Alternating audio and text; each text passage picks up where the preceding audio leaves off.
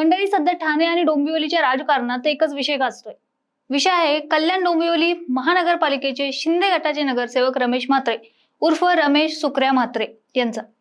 ज्या माणसाला वैद्यकीय क्षेत्राने डॉक्टरांनी दोनदा मृत्यूच्या दाढीतून बाहेर काढलं, त्याच माणसाने चक्क सरकारी रुग्णालयात जाऊन डॉक्टर आणि नर्सवर हात उचलला. विचार करा, किती विरोधाभास आहे ना. ज्यांनी आयुष्य दिलं त्यांच्याच सहकाऱ्यांना म्हात्रेंनी अश्लील शिवीगाळ केली आणि मारहाण देखील केली. पण मंडळी, गोष्ट फक्त मारहाणीपुरती मर्यादित नाहीये. या अटकेनंतर रमेश म्हात्रेचा जुना बाहुबली इतिहास समोर आलाय. डॉक्टरांचे तडकाफडकी राजीनामे झालेत आणि पालिकेच्या सभागृहातून म्हात्रेंच्या निलंबनाची मागणी जोर धरू लागलीय. काय आहे तो इतिहास, तेच सगळं काही जाणून घेणार आहोत व्हिडिओच्या माध्यमातून. त्यामुळे व्हिडिओ शेवटपर्यंत नक्की बघा. नमस्कार, मी पूजा आणि तुम्ही बघताय सत्य पे सत्ता. प्रश्न तुमचे, आवाज आमचा. सध्या संपूर्ण ठाणे जिल्ह्यात जी चर्चा सुरू आहे ना, ती म्हणजे म्हात्रेचा भूतकाळ आणि त्यांची कृतज्ञता.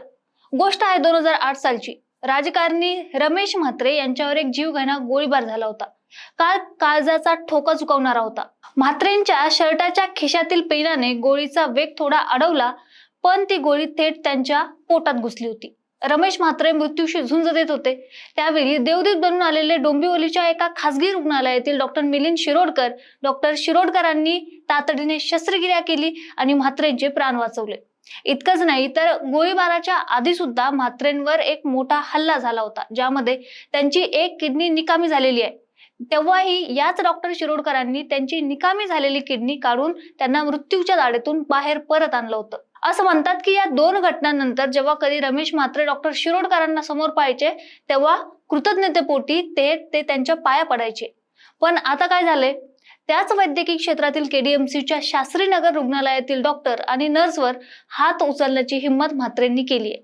आता नेमका काय राडा झालाय ते समजून घ्या. डोंबिवलीच्या शास्त्रीनगर रुग्णालयात रमेश म्हात्रेंनी डॉक्टर आणि महिला कर्मचाऱ्यांवर हात उचलला. अत्यंत अश्लील आणि घाणेरडी शिवीगाळ देखील केली. या धक्क्यातून आणि मानसिक त्रासातून तिथले डॉक्टर अजूनही बाहेर आलेले नाहीयेत. म्हात्रेंच्या या गुंडागिरीला कंटाळून डॉक्टर सृष्टी बाविस्कर आणि डॉक्टर वैभव सोळुंके यांनी तडकाफडकी आपले राजीनामे दिलेत. आणि समोर आलेल्या माहितीनुसार हे डॉक्टर आता त्या रुग्णालयात परत जाण्याच्या मनस्थितीतच नाहीयेत.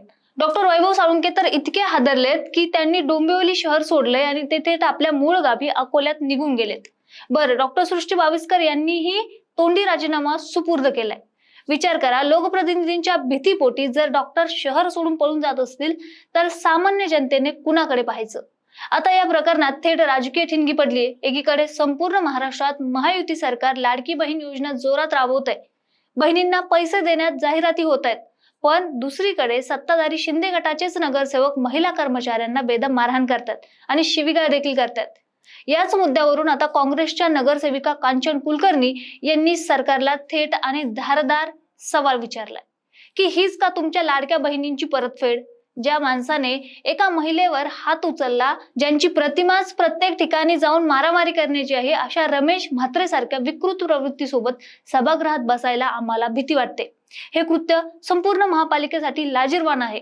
कांचन कुलकर्णी यांनी थेट मागणी केली आहे की रमेश म्हात्रे यांचं महानगरपालिकेतून तत्काळ निलंबन करण्यात यावं. विरोधी पक्षातील महिला सदस्यांना सुरक्षा पुरवली जावी.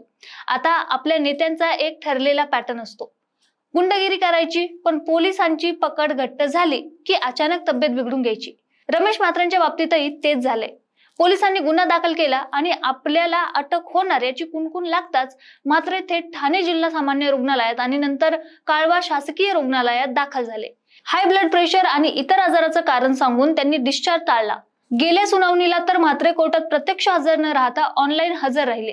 यात सगळ्यात धक्कादायक बाब म्हणजे पोलिसांची भूमिका आहे. पोलिसांवर आरोप होत आहेत की ते सत्ताधारी पक्षाच्या या नगरसेवकाबाबत प्रचंड मवाळ भूमिका घेत आहेत. पोलिसांनी म्हात्रेंच्या पोलीस कोठडीऐवजी थेट न्यायालयीन कोठडीची मागणी केली आणि म्हात्रेंच्या ऑनलाईन हजेरीलाही विरोध केलाच नाही. यामुळे पोलिसांच्या कार्यपद्धतीवरच मोठे प्रश्नचिन्ह निर्माण झाले. पण आता कोर्टाने कडक पावले उचलले. कोर्टाने म्हात्रेंच्या प्रत्यक्ष हजर राहण्याचे संदेश काढलेत, आदेश दिला आणि त्यामुळे कळवा रुग्णालयातून डिस्चार्ज मिळताच म्हात्रेंची रवानगी थेट कल्याण कोर्टात होणार आहे. पण मंडळी, हा संपूर्ण घटनाक्रम पाहिला की एक गोष्ट स्पष्ट होते, सत्ता आणि पदाची मस्ती माणसाला किती आंधळी बनवू शकते. ज्या डॉक्टरांनी 2 वेळा म्हात्रेंना जीवनदान दिलं, त्यांच्याच सहकाऱ्यांना आज म्हात्रेमुळे शहर सोडून जावं लागतंय. एकीकडे महिला सुरक्षेचा मोठ्या गप्पा मारायच्या आणि दुसरीकडे महिलांवर हात उचलणाऱ्या नगरसेवकांना पाठीशी घालायचं, हे कितपत योग्य आहे? आता कोर्ट या नगरसेवकाला काय धडा शिकवणार आणि पालिका त्यांचं निलंबन करणार का, याकडे सर्वांचं लक्ष लागून आहे. पण मंडळी, या संपूर्ण प्रकरणावर तुमचं मत काय आहे? आम्हाला कमेंटमध्ये नक्कीच सांगा. रमेश म्हात्रेचं निलंबन खरंच व्हायला पाहिजे का, ते पण सांगा. आणि अशाच विश्लेषणासाठी बघत राहा सत्य पे सत्ता. प्रश्न तुमचे, आवाज आमचा. लग्न ठरलंय ना तुझं? आणि हे काय? अगं, मला पीसीओडीचा त्रास आहे. कधीतरी हे सासरी कळेलच ना. मग त्याच्यामुळे मुलं होण्यात अडचण येते ना. हे एकतर पीसीओडी इतका गंभीर आजार नाहीच आहे आणि त्यावर सोपा उपाय आहे. आपल्या ईशाला लग्नाआधी असाच त्रास होता. तिने डॉक्टर चाटेज होमिओपॅथी क्लिनिक मध्ये उपचार घेतले आणि तिला आता 2 मुलं आहेत. Doctor Chatej homeopathy clinic, side effect नसलेला होमिओपॅथीचा नैसर्गिक उपचार. 9545727107.